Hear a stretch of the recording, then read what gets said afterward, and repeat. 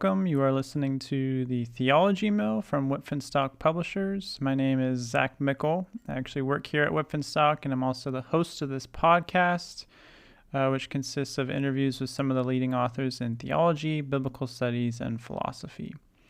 If you like what you hear on the podcast, come stop by our website at whitfinstock.com. That's WIPF and stock, STOCK.com. And this episode is the second installment of our series, The Grind, in which we interview young scholars and PhD students on what it's like to try to make a way in the theological academy, particularly today. On this episode, I interview Cody Bivins-Starr, PhD student at the University of Aberdeen. Cody is studying theological ethics at Aberdeen and writing his dissertation on a theology of madness under the direction of Dr. Brian Brock. So with that, let's head over to the interview.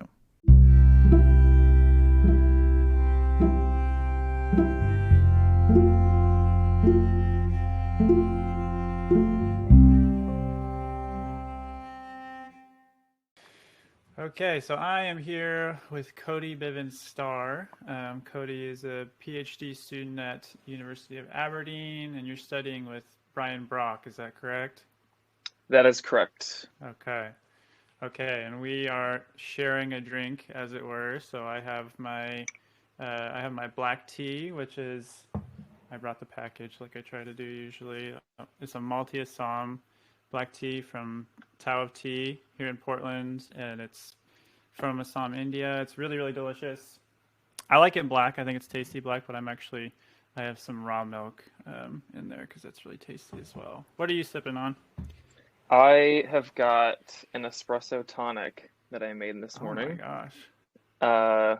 The espresso is, I cannot remember the roaster, but it is an African origin. Okay. And then there's some agave in there and tonic water and a little bit of loganberry liqueur, which Okay. Wow. for 11 a.m. is kind of crazy, but there's not much in there, just enough for flavor. So Nice. You're taking it to the next level. Holy cow. Now, are you in Portland? For some reason, I have it in my head that you're based in Portland. I am, yes, I am in Okay. Portland. Okay, so you have all the same like luxury of just amazing coffee and tea places and food places that I do. That's actually wild that Right. you're in Portland and we've never connected. We should definitely grab Absolutely. coffee sometime. Yeah, that'd be fun. Okay, let's talk about your theological formation, because I know I've seen you post a little bit on Instagram about kind of your theological journey, your spiritual journey. I know you did your master's at Wheaton, now you're doing your PhD at Aberdeen. So tell me a little bit about kind of how your theological mind has been formed throughout sort of course of your graduate education. Yeah, I think so. By the time I got to Wheaton, I had gone to undergrad at a Pentecostal, like liberal arts school, and there I studied biblical languages and biblical studies, and that was pretty much, I mean, for the most part, that was run-of-the-mill, like basic Bible exegesis type stuff, like evangelical hermeneutics. I'm trying to think of like key people, but I can't even remember. Like, I know that like Wayne Grudem was like the systematics guy, right? Yep. So I for the most part in undergrad, I had done a lot of that, and I had one professor who introduced me to like Stanley Hauerwas, and Nice. was also the first time I ever heard like Barth and Bonhoeffer used. Like had never heard of them before. And of course, when I decided to go to Wheaton, I actually had like a few warnings about studying Barth as Okay. from that context. So a lot of my early formation was very evangelical, very historical critical, like approach to the Bible. Not much, like not heavy on theology actually, just very heavy on biblical exegesis. So by the time I got to Wheaton, I was kind of like really wanting more in-depth theological analysis and thinking really like critically about the faith. And Wheaton was kind of like a weird place to be to do that, because the sort of vision of Wheaton is very evangelical, and I guess like to a lot of people it's pretty conservative, but that wasn't my experience on the inside. Most of the professors were very like open to, I mean, reading anything from like Dorothy Soul to Karl Barth to B.B. Warfield, like everything was there. So I think there I came into this having kind of left the denomination that I was in, that was Pentecostal, and came into this evangelical but like intellectually rigorous world. And that's where I was exposed to Barth, which for some people is like, that's either a bad thing or a good thing. But for me, Barth really opened up this world of Christian theology being, number one, like intensely in depth, as anyone familiar with Barth knows. Just like you have like 14 plus volumes of just straight theology.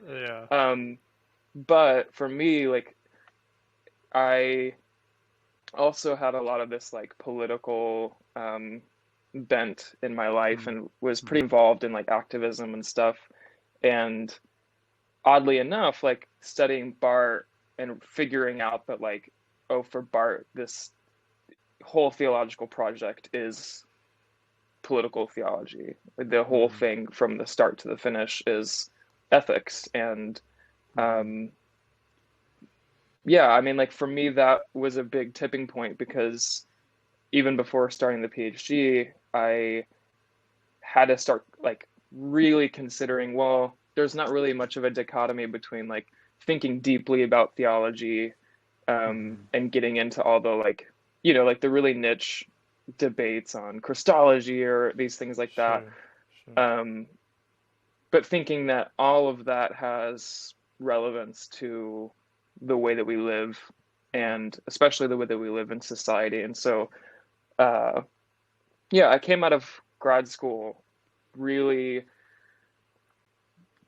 with a lot of like, so my master's was in systematics. So I guess technically I was doing systematic theology, but I was constantly having that frame of mind. And now, so far in my PhD work, really that tension is still there, of like doing a lot of in-depth like systematics type stuff, but always considering sort of the ethical and political behind that. So I don't know if that helps like paint a picture of my formation, but it's kind of a journey from like Wayne Grudem systematics to like, oh, I actually think that systematic theology can be anti-fascist, or can like actually ground movements against oppression and totalitarianism. So I think that is a little bit about that formation. But for sure, it's tricky, like making your way in the academy, trying to find where you fit, like disciplinary, like as far as disciplines, because I think for so many people, like myself included, I sort of am like resistant to thinking within disciplines. Like it's more fun to it's more, I think, more fun and more fruitful to be kind of cross-disciplinary. And so and ultimately, like, to some extent, like those disciplinary constraints are helpful because they provide focus, but they can also be limiting and restrictive, and kind of, I think can like prevent work from being like as generative as it could be otherwise, I guess. But that's a really fascinating story of your development from Grudem to Hauerwas. I feel like that's a pretty stark contrast. So and I know for you, part of the journey was kind of moving communities, so kind of a spiritual journey as well. So could you talk a little bit to that too? So like I said, Pentecostal school. Specifically, it was in the Assemblies of God. So I guess I should have clarified that, because there's like 3 or 4 really large Pentecostal denominations. Sure. Um, yeah, and by the time I got to graduate school, I had like I had interned with a really awesome church in Iowa that was Assemblies of God, but like was using like the Book of Common Prayer and Hmm.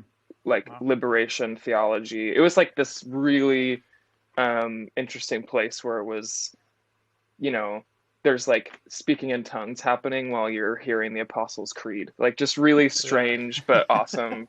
Uh, That's cool. and just like that church really embodied like the struggle of the church was predominantly poor, and Hmm. um, but it's the like I guess if I wouldn't say a motto, but I guess the motto for the church was all things common from Acts 2.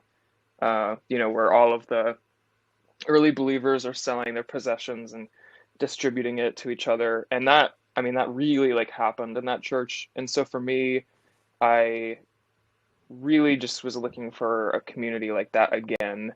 Hmm. But after George Floyd and his murder, Hmm.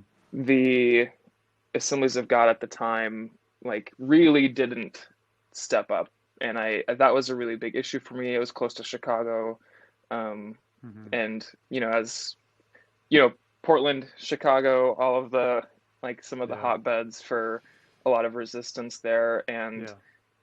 to me, it was just like I guess it was sort of a like Bart Bonhoeffer kind of moment where you realize that the people who formed you like are not stepping up to the plate, Hmm. and Yeah. um, all of the theology and the biblical studies training that they teach like clearly did not give them the like drive to say something or act Hmm. in a particular way. And I think like I am not parallel to Barth in any real form, but in his biography, like there is a point in which when World War I begins, like his theological professors all sign this document, supporting it and saying like this is what is good and this is what the church should support. And for me, it was like the last straw, because Trump's election was the Yeah. first really big straw where seeing the people who you looked up to sort of giving a pass to these things. And Hmm. then George Floyd's murder, the response was like, supporting the army coming into your cities and just Hmm. this absolute chaos. And so for me, I Hmm. just kind of at that point decided that to leave formally. And then I was attending Anglican churches for a while in grad school, really, really good church, what had like mostly philosophy and art professors attending. So it was pretty Okay. interesting. Very like aesthetic based, like everything was it was like Anglo Orthodox almost, Okay. just Okay. all of the bells and whistles. Yeah. Yeah. Yeah. Um, and when my wife and I moved out to Portland a little over a year ago, we were attending an Anglican church, and just kind of had like a lot of weird awakenings where we realized like maybe we aren't Anglican. And Yeah. even though we like value a lot of the spirituality and the theology, we ended up landing in a Mennonite community, or Okay. at actually Portland Mennonite Church, Okay. um, Nice. and really just found, to me, it was like everyone really thinks deeply about theology, but what ends up mattering more, I wouldn't say more, but what really matters is the action. And Hmm. Hmm.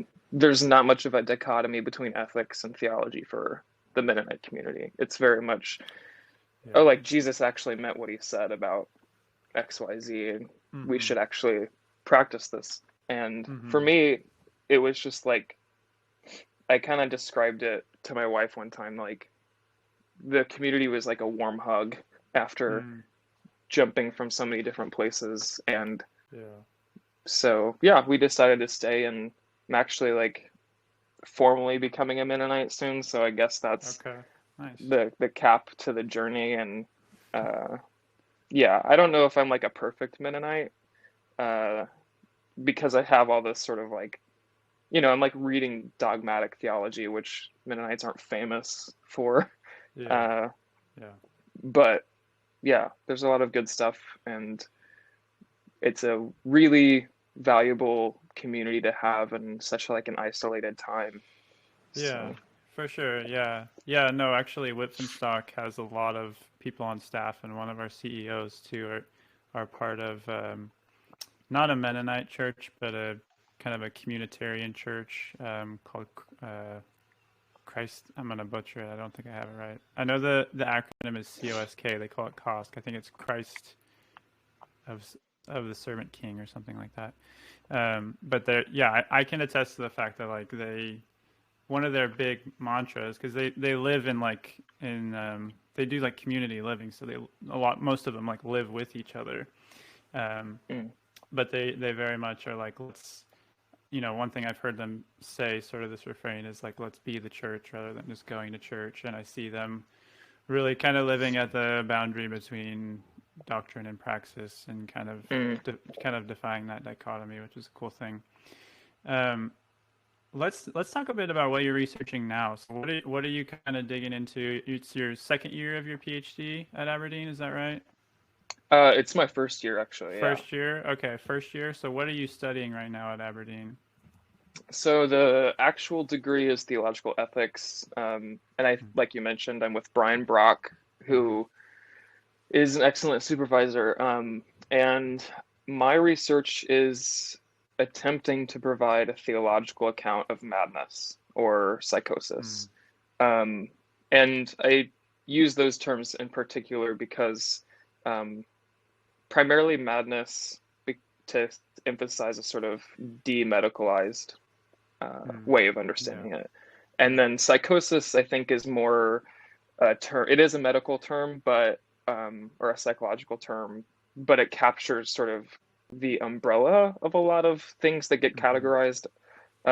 So I think that for most people, it would be schizophrenia being probably the Mm-hmm. biggest one, certain types of bipolar disorder, schizoaffective, schizotypal, Yeah, and then of course you can go down the list of all of the different diagnoses that are yeah. all under that umbrella. But um, yeah, I'm attempting to provide a theological account, and I guess basically what that means is I'm trying to really complicate our perception and our presuppositions about what madness is. Yeah, Um, which is so and needed. Yeah. absolutely, yeah. I mean, Yeah. I think one of the other dynamics of my research is I'm trying to do that while taking seriously the real material context that madness occurs in, especially in the United States. Um, I mean, I think the last statistic I checked, there's like 43% of the prison population in the US has like mental illnesses of some sort. Wow. Um, Okay. and I would have to double check that, but the point being that you have millions of people in prison and then millions of them experiencing different forms of psychosis, Yeah. whether Yeah. uh, prior to entering the prison system or while they are in the prison system. So I'm trying to take seriously the experience of psychosis while also not ignoring the very basic fact that living with madness in the US comes with a bunch of intersecting forms of Mm-hmm. violence and oppression from the state. Um, Sure.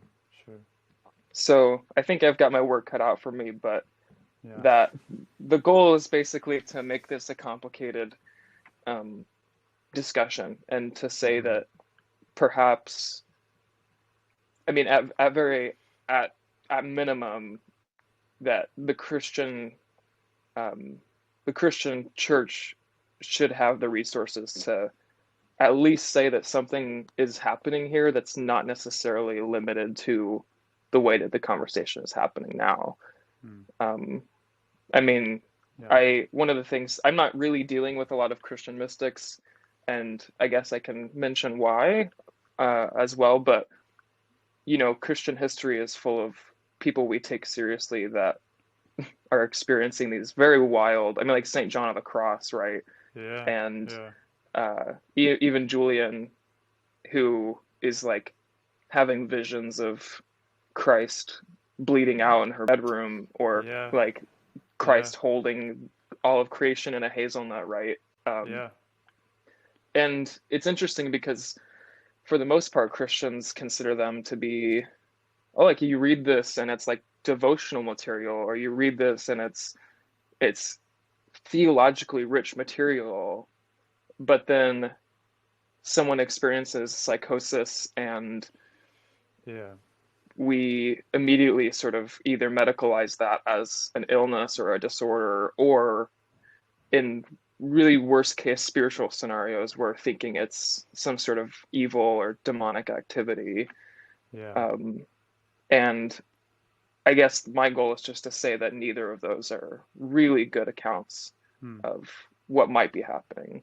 Yeah. Um, Yeah, that's awesome. I feel like that's so needed. Like I said, I mean, yeah, you were talking about saints, and I think even of like a lot of these saints actually had, I mean, they probably weren't diagnosed at the time because they maybe didn't necessarily have diagnoses um, in these kinds of things back then. But like Saint Therese of Lisieux or like mhm. Ignatius of Loyola, like definitely had issues with, pretty severe anxiety, obsessive compulsive disorder, like all sorts of stuff. Right, And like you said, absolutely. we read them as mystics and as this sort of like beautiful spiritual literature, um, but sort of miss the fact that like they were pretty messed up, and if they were living today, we would probably think that it was, their struggles were a bit too much, and just, yeah, the extent to which our society like hides mental illness and doesn't want to like deal with it or talk about it, and feels like Right. it's just too much, I think is really a problem, because I think it's very hidden, like how many people really struggle with mental illness, and not just in the like cliche sense of um, I think there's a lot of talk of like ending stigma, and lots of people Hmm. are realizing they struggle with anxiety and depression and stuff, but also even, more severe forms of mental illness, I think we're discovering are much more common than we had previously realized. So I think that's awesome that you're doing that work. I think it's super needed. Let's talk about your experience, kind of selecting a supervisor. What was that process like as you were trying to discern, and also picking a program? Like, what was it like for you finishing up your master's at Wheaton and trying to figure out where you were going to do your PhD and who you wanted to study with?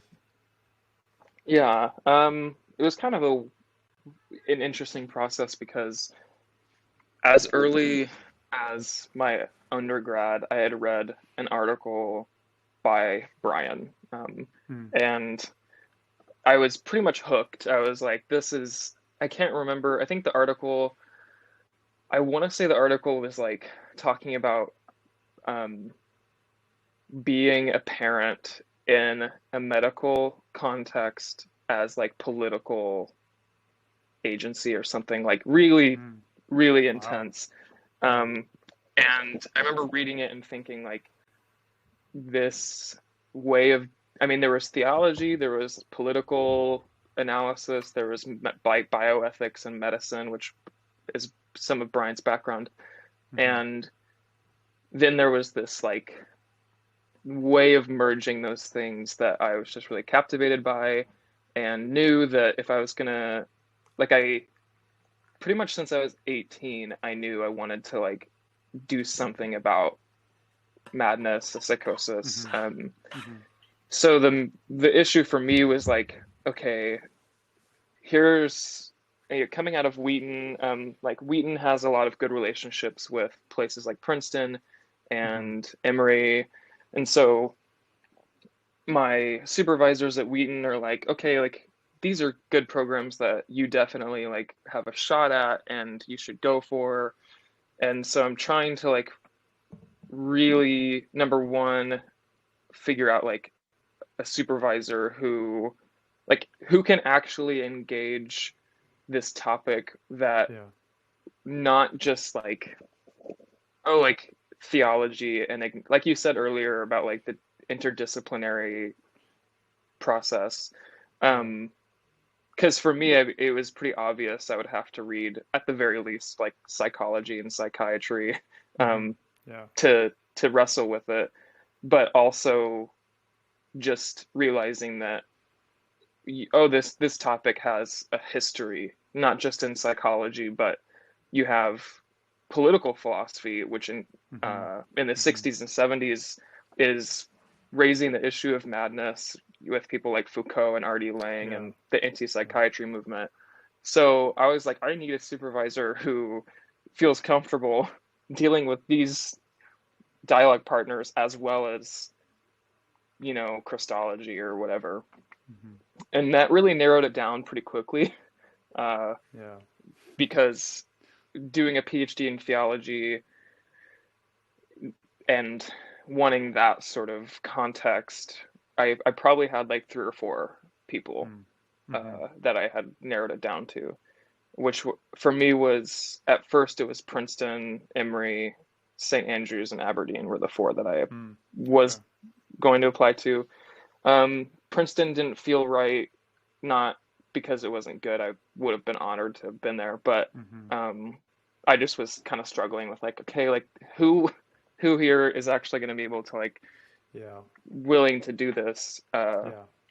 And then so yeah, I applied to Emory and St. Andrews and Aberdeen, uh, pretty right smack dab in the middle of the pandemic. Mm. So Wow. Okay. that also like made it difficult.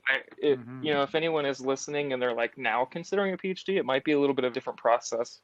Yeah. Uh, because at the time it was like, okay, like no, I, from my understanding, there wasn't like, in-person interviews, which sometimes happens. Mm-hmm. Um, Supervisors were, I mean, pretty much everyone I contacted was interested in what I was doing, but they were kind of worried about like if their enrollment was even gonna like, the financial issues Yeah. of taking on new students. And Yeah. so, yeah, I mean, I think I got offers for um, doing like a master's prior to the PhD at St. Andrews and Mm. Emory. I was on like a list for them, which I wasn't necessarily disappointed in because they kind of said like, yeah, not very many people got straight into it this year. Yeah. Yeah. Just, I think it was just a chaotic time to Yeah. be applying to anything. Mm-hmm. Um, so what, at that point, I mean, Brian was always my number one, and uh, the UK process for, I guess, people who aren't familiar is much different, Mm-hmm. Mm-hmm. because you're not applying to the school or the department, you're applying directly to the supervisor you want to work with. Yeah. So I had contacted Brian, and then I had contacted Andrew Torrance at St. Andrews plenty prior to the application process, just to Mm-hmm. start that conversation, because if they weren't interested, then I mean, there's no application to have. Uh, Yeah. For sure. so yeah, I was really just like looking for someone who I felt not only would be open to really guiding me through this literature that, again, I have theological training and I'm going to be reading like Lacan and psychoanalysis. I need someone Right. that is, if they're not familiar, like willing to walk with me to get Yeah. familiar with that. Um, Yeah. and Brian ended up being the one that like like well over and above what I was expecting. Yeah. Um, Awesome. so yeah, I don't know if that, like, the process was just kind of weird for me because I already knew like this is the person that I would want to work with, but also like not putting all my Yeah. eggs in one basket. Um, Yeah. and yeah, it ended up working out, and I would say like also again with supervisors, the tip that I was given was if you email them now and and there's a conversation that starts but you don't hear back from them, then even if you were accepted into the program, that is an indication of how quickly they will get back to you in the program. And that relationship is something you really, when you have a proposal due in like 3 days and you need sort of help or you need something, like you want a supervisor who is really on top of everything. So yeah, I imagine that's especially the case doing a distance program in the UK, that if I can only imagine how frustrating it would be if you had a supervisor who was very slow to respond to emails. That would be pretty dang frustrating. So oh yeah, what would you say are like some of the pros and cons of going UK system versus US system? I know there are lots of differences, but what's been kind of what you found to be I guess helpful and unhelpful about the UK system? I think there's probably a lot of opinion about this, and I've run into a lot of different opinions about this. I think at minimum, the UK, the key difference is really research versus like teaching, I think.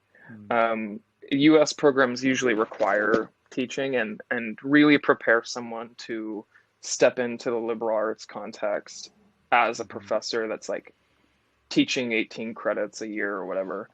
And the UK context is they're research universities. So the pro for me has been I am open to like working in the academy and things like that. But for me, primarily, I wanted to research this. Like I want to spend the time like solely devoted without divided attention on this subject. And I think the UK really offers that because, and it might be like a pro and con thing where you're not expected to be teaching during the UK PhD because you are expected to be spending all of your time on the dissertation. Right. And for me, that is exactly what I wanted. Like I wanted just the room and the time to do that without I was getting pretty burnt out on coursework, especially I finished my master's in COVID. So the idea of doing another 2 years of coursework was, I can't do this anymore. And so I think, the biggest pro for me is being able to say that I'm ready to like jump into the research process, and that really being taken seriously at that stage, which that's actually what would prevent someone from going to a UK or getting accepted to a UK program if your research is not at least defined enough that the direction you're heading in. Which I guess I should have said that part of the application process, the primary part for the UK is a research proposal. So for me, coming in already knowing like this is what I want to research, these are the key like directions that I want to go, and being able to just start and immediately. Obviously, I'm not like I don't feel prepared to defend what I'm doing right this second. Right. First year is like pretty much research, but the con, I think honestly the biggest con, which I would definitely like warn everyone who's considering UK PhDs, is funding. That's I don't know, I am not wise enough to understand all of the dynamics of like why it's this way, but UK PhDs don't typically have funding for now UK and EU citizens. And it's very like, it's kind of like a Russian roulette type thing, which is kind of graphic, but like there will be a scholarship once in a while that comes up through the university itself that you can apply to, but it's like on a cycle. So you might be the person that is unlucky enough that your 3 years in the program is not in the cycle of these certain scholarships. Yeah. Uh, Okay. so that's definitely the biggest con. I mean, most Yeah. US PhDs are pretty well funded, so Right. Yeah. Yeah. I actually have a buddy who he actually did 2 masters at Wheaton as well. You might actually know him. I don't know. Zach Wagner is his name, and he's doing his PhD at Oxford now, in New awesome. Testament.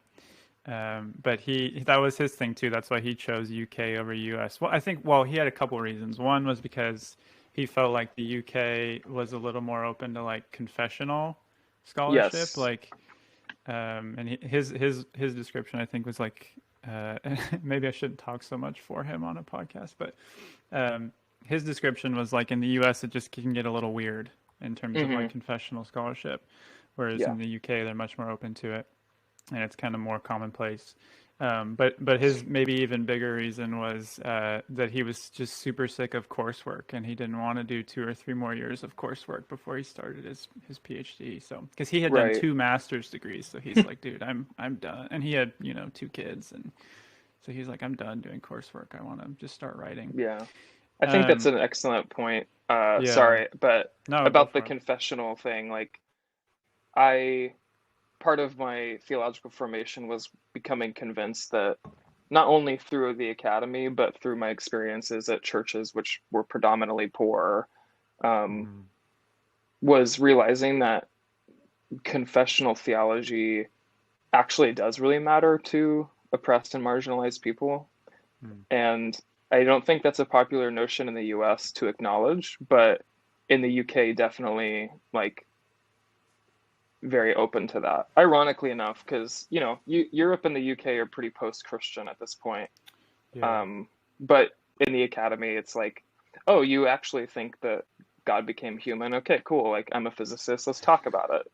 yeah, And in the US, yeah, it's like even in theology, it's like, whoa, like put on like the emergency brakes with the yeah, confessional yeah. confidence there. So Totally, totally, yeah. Yeah. What would you say, as far as kind of your experience within the PhD so far? What would you say have been maybe the biggest pain points, and what have been sort of some of the joys as well? yeah, pain. I mean, besides the issue of funding, which is just a constant like pressure, uh, in the program itself, what was really what I really struggled with, and I think I'm still getting used to, is that in the UK structure, I guess your assumption is like, okay, when I start, like I've got my research proposal, and my supervisor's gonna kind of keep editing that, and then I'm gonna like really know what I'm doing, like from the start, like have a timeline and start writing. But the reality is that it's the first year is like you are totally free to just like follow all of the rabbit trails that you want to follow and see if they work out. And if they don't, then you Okay. just go to the next one, right? Um, and I wasn't really prepared for that because it's a very disorienting feeling of, Hmm. okay, like what should I be reading? And like, shouldn't I be reading this and this? And then you meet with your supervisor and they're like, oh yeah, like what you're doing is great.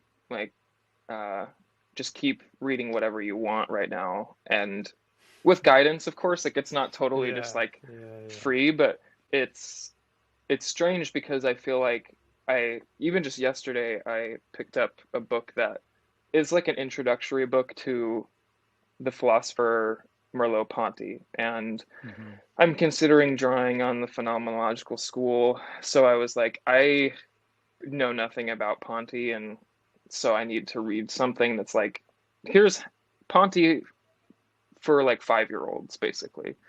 And I actually like struggled because I was like, is this a waste of my time? Like, shouldn't I be reading Hmm. like some Yeah, large treatise on, like a big text that's a big deal yeah, or something? yeah. But what's strange enough is that actually, like, right now, that's normal. Like, it's normal to read an intro and think like, okay, is there anything here worth following? And if not, put it down. And it wasn't a waste of time because I'm like narrowing down which threads I want to pull on. Yeah. So I think that's been a pain point, is like adjusting my expectations of having a very, oh, I guess this is the point of coursework, right? You're in a Mm-hmm. course, it's like week one, you read this, week two, you read this, and it's Yeah. very like Yeah. structured. Yeah. And I'm like, okay, I'm like reading like 8 books at a time. And then when I finish those, it's just like whatever I'm interested in, I'm like Yeah. going after. I feel like a puppy almost. I'm just like, oh my gosh, like reading this guy, and he mentions this concept. So now I'm going to read that book. And Yep. Yeah. uh, my supervisor is just like, cool, like this all, you're actually like more oriented than you think, and you feel very Yeah. disoriented, but this is all part of the process. So I think that's Yeah. a pain point for me, is like Got it. I am a very structured person, so it was really difficult to like not be told exactly what to read, when to read it, with Yeah. deadlines.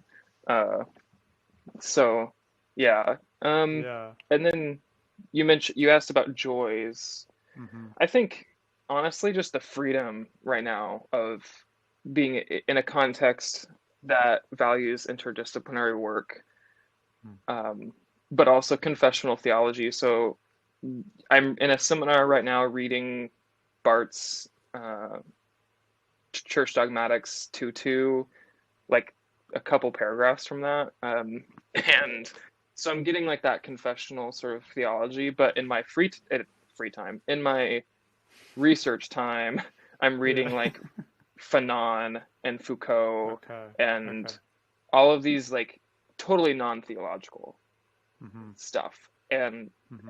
it's been a blast because I feel like I just the sheer amount of this stuff that I'm reading is really broadening my understanding of not just theology, but these other fields that otherwise I wouldn't be involved in at all.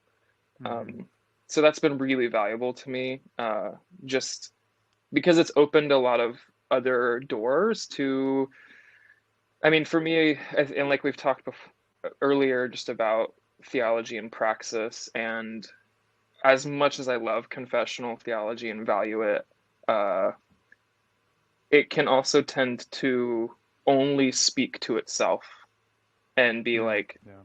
well, the only real dialogue partner about the debate on the hypostatic union is like these other people who have opinions about that. Mm.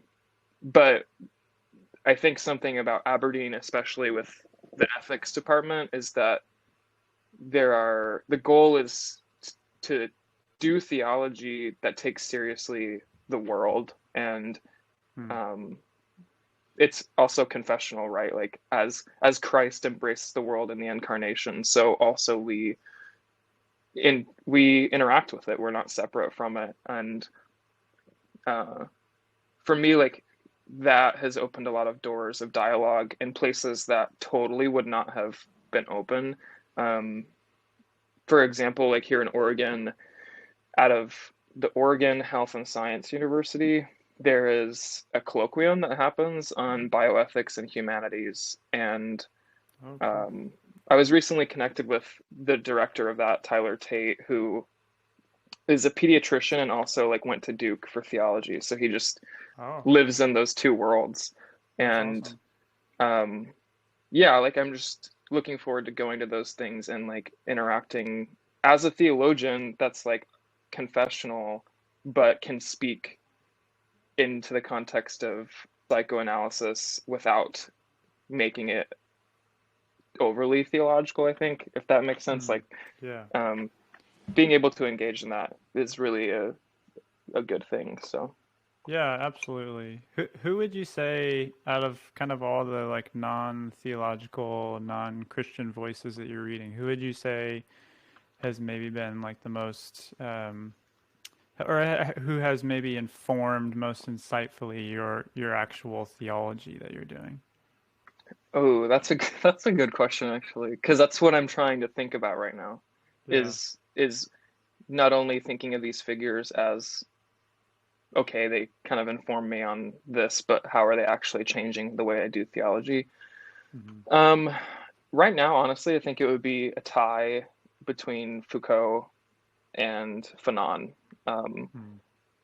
Foucault, I think, once you get past like the Barnes and Noble Foucault of like madness and civilization, discipline and punish, Yeah. uh, where like people are like, oh yeah, Foucault is this like edgy like power, right, and like Yeah. all the power dynamics. Yeah. Like once you get into Foucault on like biopolitics and psychiatry and like there is so much fruitful stuff um, that I think has been tapped into in some contexts, but popularly hasn't really been. Um, Mm-hmm. Foucault discourse is kind of stuck on power, but once you get into like what is the social body, what is medicine, like how is medicine disciplining the social body, like all of these sort of connecting points. Mm-hmm. Um, Mm-hmm.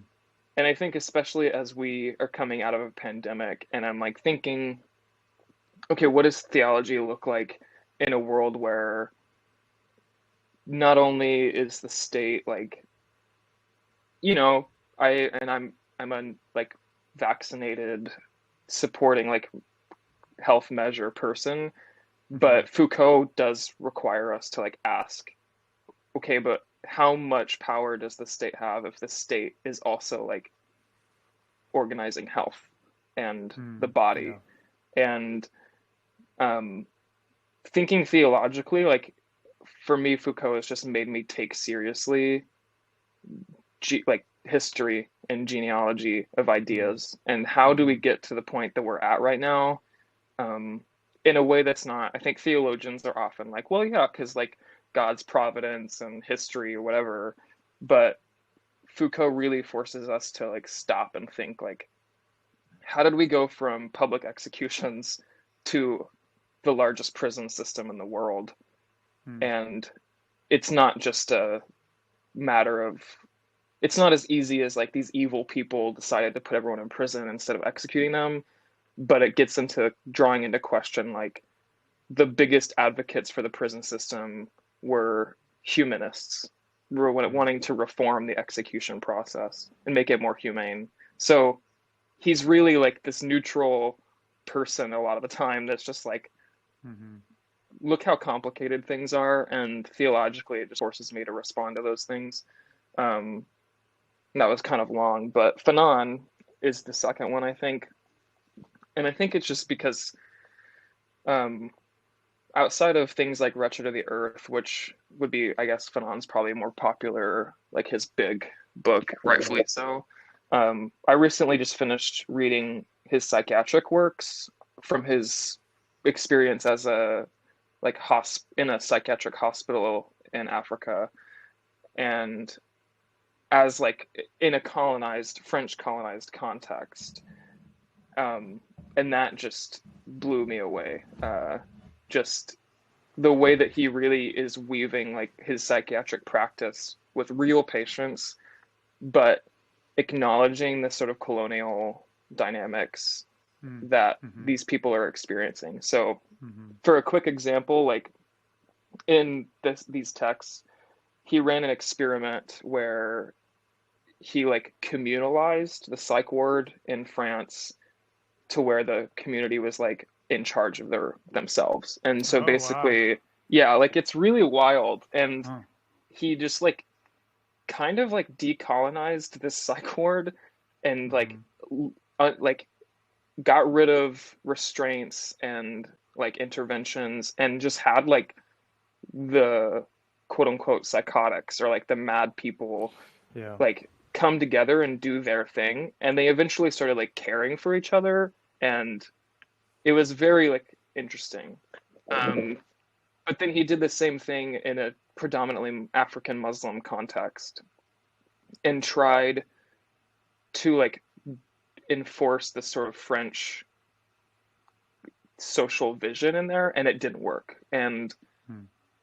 he talks about like basically how in order for actually like non-carceral systems to take over, you have to let the indigenous way of life actually flourish, and you can't like force a vision upon it. And once he did that, once he like gave the freedom to these Muslim patients to organize themselves in a way that was familiar to their culture, Yeah. it mirrored the first experiment. And that's like a long-winded way of saying that theologically really was like helped me to really think about taking seriously the experience of the mad person in their context, and what are the social resources that we have that would enable their flourishing, rather than, again, like the carceral logics that Yeah. are sort of in the medical community. So yeah. Yeah, totally. I could see how, in a sneaky way, a kind of post-colonial mentality could be there as you're doing your theology without you even realizing it. Like I could imagine that that's sort of ever looming. So I think that's awesome that Fanon is mindful of that, and that's been helpful for you. One question I have is, obviously this might be a hard question for you at this point, being it being your first year in your PhD program. But what has it been like trying to discern, and maybe you already know, maybe you already have a plan, but what has it been like trying to discern what you want to do after your PhD, or what you want to do with your PhD? Are those things clear to you, or do you have kind of a set of options? Are you sort of just surrendering it all to God, or what does that look like for you? I think it's the surrendering it all to God kind of thing is almost too real, in terms of it's totally unpredictable. And I think you probably are well aware of the state of academic jobs, and not only are they few and far between, but I think there's just not a lot of room. And I think I'm in a weird place where a lot of what I'm doing is not typical. Like, I'm not a systematic theologian doing a PhD in like doctrine of God, and I'm white and male, right? Right. So in some ways, I think like I'm in a weird position in that I think there are some doors open to me in the academy because of the by nature of what I'm researching, but also just again the availability of jobs is minimal. Yeah. So I've kind of like I have a few connections to local universities that, even not thinking full time, but just being involved in them in whatever capacity that looks like, I think is important, because it, again, like not even thinking like full time professorship, but even just adjunct work on the side of whatever else I'm doing, is keeping a foot like in the academy. But also, what I am researching, I think the more that I research, the more that I'm convinced that if I were even to be like a full-time professor, I would still like have to somehow be involved in it in real life, like outside of the academy. Because again, like I said, one of the biggest factors of my research is mass incarceration. And I think what I hope to do after the PhD is that no matter where I'm at, I want to get creative with how to use the PhD in a liberative way, and to sort of actually interact with the people that I am concerned about in my research, and that I have like personal experience in. And yeah, I don't know if that's not really a concrete answer, because I don't have like I've got like 3 job options that are just waiting for me after I'm done with all of this. But it's kind of just like keeping it open to whatever makes sense and whatever feels right, which sounds really vague, but if that means that I'm like working for Sisters of the Road full time with a PhD, like that work would be meaningful. And obviously, like if I were to publish anything while working at and sorry, for those who are familiar, like Sisters of the Road is, I guess, like a grassroots like nonprofit that is here in Portland that is probably like the most real response to houselessness, in the sense Mm. that they feed but also employ and like coach and do like nonviolent intervention into the streets of Right. Portland. And they are like actively resisting a lot of the sort of weird like police sweeping and a lot of the Mm. police responses to houselessness. And I think if I were involved with something like that in a PhD, like I wouldn't complain, because to me that would be equally as fruitful, if not more fruitful, out of the education than to like stay in the academy full time. Uh, yeah. Mm. So I don't know if Yeah. that really answers it, because I don't have like a concrete answer, but something that actually has like skin in the game and Yeah. is involved with the struggle that is happening in our society, and who knows what that looks like. So Yeah. No, yeah. I don't expect anybody to have a concrete answer to that question when they're in their first year or even their final year of their PhD. So that's totally understandable. Let's do one last question, and then you can get back to reading dozens of pages of Merleau-Ponty, I'm sure. What advice would you give to maybe people who are interested in doing a PhD or who have been accepted to a PhD and are about to start? What would you tell them? I think this is probably the most typical, one of the most typical things to say, but like trusting the process. If you're in a PhD program, uh, just trusting the process that is guiding you along. It again, like I said, like it's for me, it'd been disorienting, but part of what I've had to learn is like if you have a good supervisor, part of what you do is trust them, and if they say you're Mhm. if they say that you are doing well, they mean it. Like they've seen Yeah, enough people that have not done well that they yeah, know what they're talking about.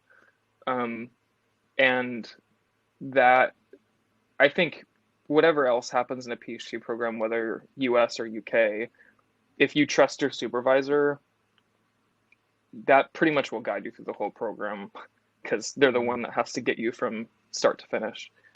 Uh, yeah, and if you're considering a PhD, I think, wow, like really, really, really consider why you want that. mm, Uh, because it's not, as we've just discussed, it's not a guarantee for the yeah, dream professor job.